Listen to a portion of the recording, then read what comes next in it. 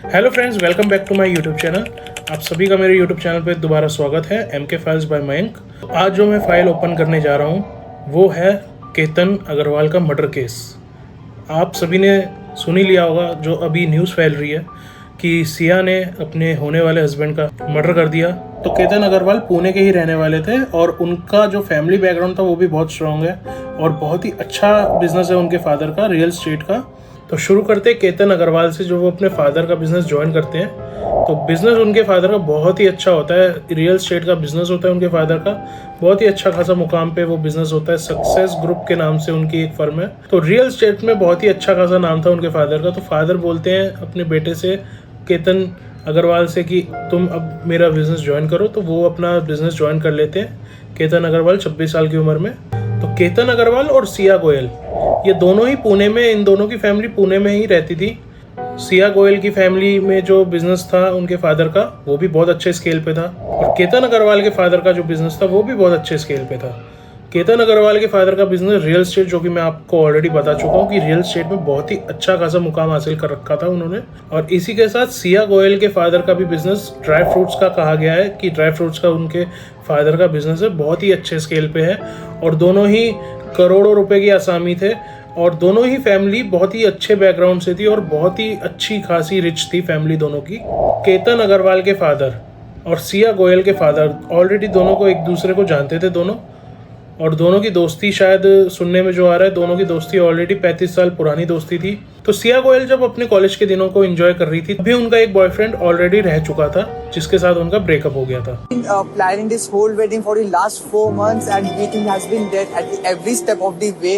Every single creative word, every single new thing, unique things have been done by We Think Hospitality. तो Siya Goyal already relationship के अंदर थी और उसी दौरान उनके फादर ने केतन अग्रवाल के साथ सगाई का अनाउंसमेंट कर दिया था। तो सबसे बड़ी गलत बात क्या हुई कि सिया गोयल को बता देना चाहिए था कि ऑलरेडी उनका बॉयफ्रेंड था और बॉयफ्रेंड है, कि ऑलरेडी उनका बॉयफ्रेंड है और वो उससे प्यार करती है, उसी से शादी करना चाहती हैं। एक तो बात ये रही। दूसरी बात, पेरेंट्स को भी पूछना चाहिए था कि तुम्हारा कोई रिलेशनशिप तो नहीं है किसी के साथ, या मे बी हो सकता है कि पेरेंट्स ने जो केतन अग्रवाल के फादर से, विशाल अग्रवाल से, जो जल्दी शादी करने की बात करी, कि हो सकता है उनको मालूम रहा होगा कि उनकी बेटी के किस तरीके से ख्यालात हैं और किस तरीके से उन्होंने, हो सकता है कि उनकी बेटी के बारे में वो जानते होंगे, तो जल्दी शादी कराने का एक ये भी डिसीजन हो सकता है। बेसिकली उनके फादर ये सोच रहे होंगे सिया गोयल के कि उनको हो सकता है अपनी बेटी के बारे में पता हो।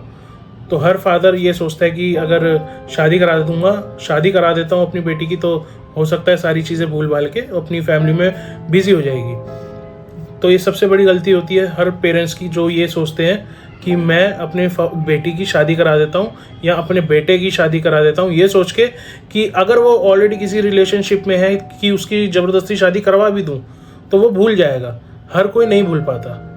तो ये सबसे बड़ी गलती है पेरेंट्स की भी, और सिया गोयल की तो सबसे बड़ी है कि अपने लवर के साथ मिलकर उन्होंने इस मर्डर को अंजाम दिया। फरवरी के महीने में 2026 में इन दोनों की सगाई हो जाती है, केतन अग्रवाल और सिया गोयल की। तो सबसे बड़ी चीज़ इसमें क्या होती है कि उसके बाद इन दोनों का रिलेशनशिप तब भी बना हुआ रहता है, सिया गोयल और चेतन चौधरी का। लेकिन अब ये सिया गोयल क्या करती है, सिया गोयल शादी को मना करने की बजाय उसको कंटिन्यू करती है और उसके बाद दोनों स्कीम लगाते हैं कि किस तरीके से इसको रास्ते से हटाया जाए, किस तरीके से रास्ते से हटाया जाए केतन अग्रवाल को। ये करने से अच्छा होता कि ये दोनों साफ सुथरी भाषा में अपने पेरेंट्स को साफ बोल देते कि हाँ जी, ये मैं शादी नहीं करना चाहती। एक अच्छी खासी फैमिली में से एक लड़का जो कि अपने फादर का बिजनेस संभालता है, जो कि बहुत ही अच्छा खासा अपनी ज़िंदगी जी रहा होता है, और उसको एकदम से जान से मार दिया जाता है। तो ये सोच के ही बंदा कोई भी हो, इसलिए आज की डेट में हर कोई शादी इतनी जल्दी नहीं करना चाहता। सीधी सी कहानी मैं आपको ये बताना चाहता हूँ, सीधी सी बात, कि भाई इससे अच्छा तो शादी मत करो। या अगर कोई अरेंज मैरिज भी कर रहा है ना, साफ लड़की से पूछ लो कि भाई ऐसा तो कुछ भी नहीं है कि तुम किसी और से प्यार करती हो और तुम्हारी शादी ज़बरदस्ती हो रही है। तो भाई साफ सुथरी भाषा में पूछ लो, तुम कम से कम सेफ तो रहोगे यार। तो उसके बाद मैं आता हूँ, कहानी में आगे बढ़ता हूँ। एंगेजमेंट के बाद बहुत ही अच्छी लाइफ जी रहे थे केतन अग्रवाल सिया गोयल के साथ, लेकिन सिया गोयल के दिमाग में तो कुछ और ही चल रहा था। तो जैसे ही सिया के दिमाग में ये चीज़ आई कि मुझे तो अब केतन अग्रवाल को यहीं से धक्का देके जान से मारना है, तो सिया गोयल सबसे पहले अपने बॉयफ्रेंड से मिली और चेतन चौधरी के साथ मिलके उन्होंने इस चीज़ की प्लानिंग करी।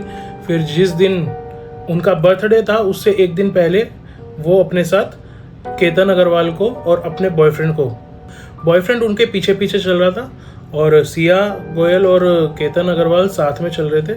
सिया गोयल के जन्मदिन से एक दिन पहले ही ये जिद करके लेके जाती है सिया केतन को, और फिर क्या होता है कि जब ये दोनों अकेले होते हैं वो उस पॉइंट तक पहुंचते हैं जो एक सेल्फी पॉइंट होता है।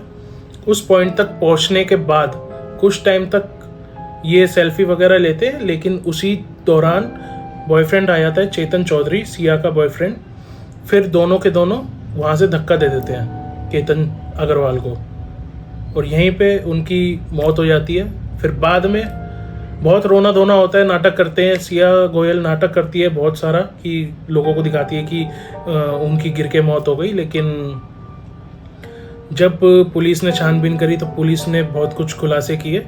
पुलिस ने जैसे ही केस को अपने हाथ में लिया तो पता चला कि कातिल कोई और नहीं सिया गोयल और उनके जो बॉयफ्रेंड है चेतन चौधरी, वो दोनों कातिल निकले।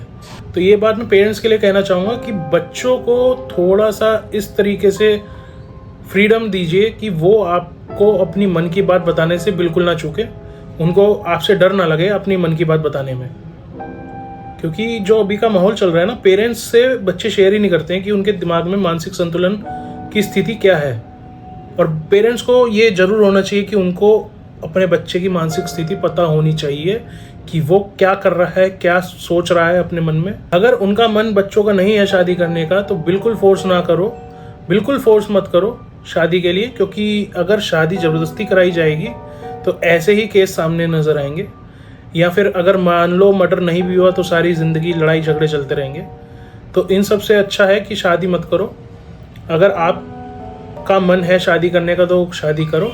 बच्चों के लिए भी एक बात बताना चाहूँगा कि बच्चे अगर अपना दिमाग गलत जगह पे चलाते हैं तो उसको गलत जगह चलाने से अच्छा है अच्छी जगह चलाओ। अगर आप कुछ गलत सोचते हो और उसको अंजाम देते हो ना तो आप बच भी नहीं सकते। पहली बात तो ये कि बचोगे कैसे कि जब आपको पता ही नहीं है कि किस तरीके से बचना है। आप कुछ भी करके आप सोचते हो मर्डर करने के बाद कि मैं बच जाऊंगा, किसी को कुछ पता नहीं चलेगा, तो ऐसा कुछ भी नहीं है। बचना बहुत ही मुश्किल काम है, इसलिए हमेशा अच्छाई की तरफ ध्यान दो, हमेशा अच्छा सोचो, अच्छा करो।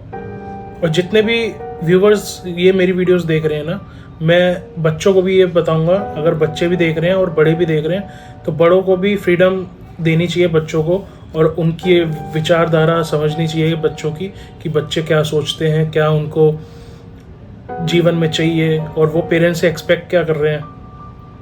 और बच्चों को भी अपने पेरेंट्स से हर चीज़ शेयर करनी चाहिए। ऐसा पेरेंट्स और चिल्ड्रंस का दोनों का ऐसा ही कॉम्बिनेशन होना चाहिए जैसे एक फ्रेंड्स का है। देखो एक होता है गैप, होता है एज गैप, लेकिन उस एज गैप से कोई खास फर्क नहीं पड़ना चाहिए। सबको एक दूसरे की मानसिक स्थिति का पता होना चाहिए, सबको एक दूसरे के बारे में पता होना चाहिए। सब एक दूसरे को फ्रीडम दे के रखो कि हाँ तुम जो कह रहे हो वो ठीक है और मैं जो कह रहा हूँ तुम उसको भी सही मानो, लेकिन सही बात को सही मानो, गलत को सही मत मानो। तो ये एक चीज़ समझाना चाहता हूँ मैं। केतन क्या बोलता था इस रिलेशनशिप के बारे में विशाल जी? क्या उसको कुछ भी शक था कि सिया खुश नहीं है और ये शादी नहीं चाहती उसने थी? कभी बताया ही नहीं ना, उसको पता ही नहीं था। आपके मुताबिक ऐसा हुआ ही नहीं ना जी। सर, उसने कभी बताया ही नहीं उसको, ना उसको पता था ये सब चीजें। आप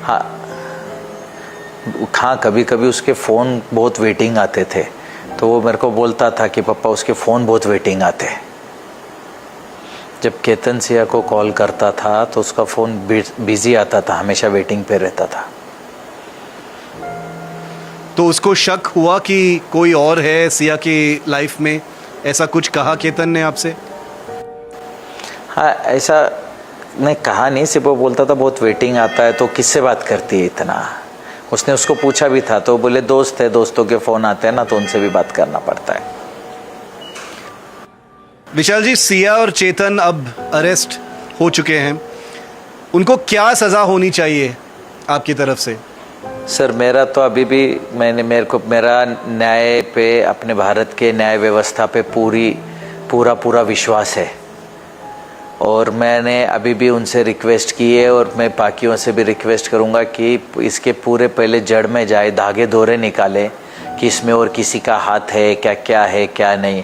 अगर कोई इसमें और इन्वॉल्व है तो उसको भी उसके अंदर गुनहगार बना के और इनको जल्द से जल्द मैं चाहूँगा कि इनको फांसी की सज़ा हो, क्योंकि आज मेरा 26 साल का बेटा उन्होंने इतने छोटी सी बात के लिए उसकी हत्या कर दी।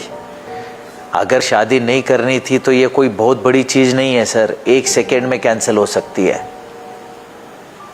इसमें कोई ऐसा ज़बरदस्ती वाली बात नहीं थी, लेकिन इनकी थिंकिंग इतनी ये थी कि उन्होंने सीधा मेरा बच्चा मार दिया।